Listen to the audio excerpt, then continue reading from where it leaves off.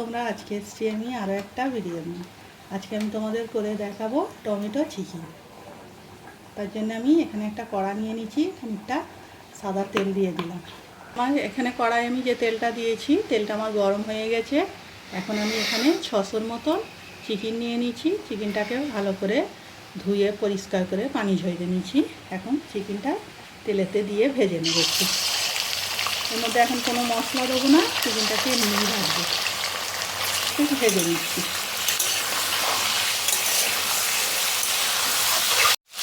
এটাকে এখানে চিকেনটা আমার ভাজা হয়ে গেছে, অনেকটা কালারটা চেঞ্জ হয়ে গেছে। এখন আমি একটা প্লেটে তুলে নিচ্ছি।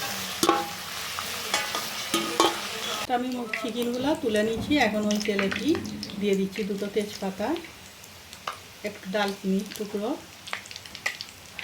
3টে এলাচ, 2টো লবঙ্গ। এগুলোকে একটু ভেজে নিচ্ছি তেলেতে।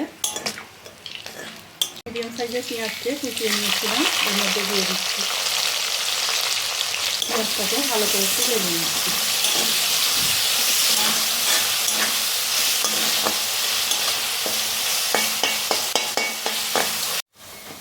এখানে আমার পেঁয়াজটা হালকা ভাজা হয়ে গেছে। এর মধ্যে আমি কিছু মশলা অ্যাড করব।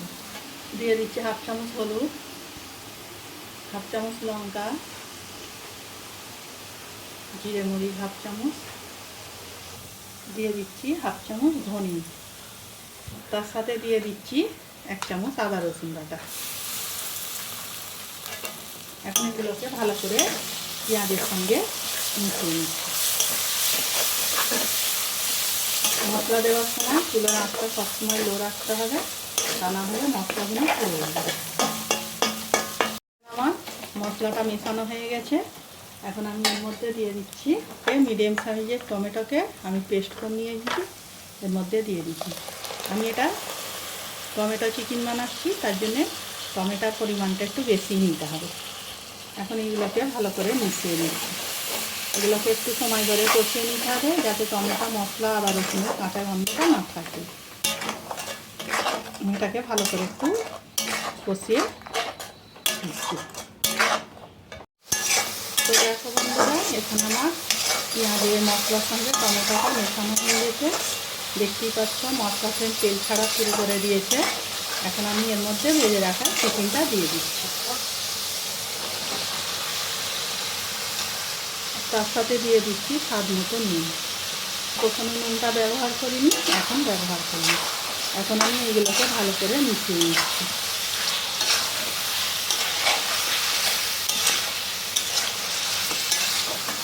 একটু সময় ধরে কষিয়ে নিচ্ছি এগুলোকে 2 মিনিট ধরে। দেখো বন্ধুরা, এখানে আমার চিকেনটা ভালো করে কষানো হয়ে গেছে, দেখতেই পাচ্ছ তোমরা। এখন আমি এর মধ্যে পরিমাণ মতো পানি দিয়ে এটাকে ঢাকনা দিয়ে সিদ্ধ করে নেব।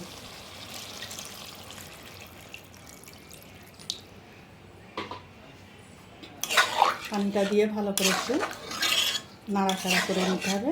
তার গায়ে যে মশলাগুলো লেগে আছে এগুলো একটু ভালো করে নাড়াচাড়া করে নামিয়ে নিতে হবে। আমি এটাকে ঢাকনা দিয়ে চুলার আঁচটা জোর দিয়ে সিদ্ধ করে নিচ্ছি।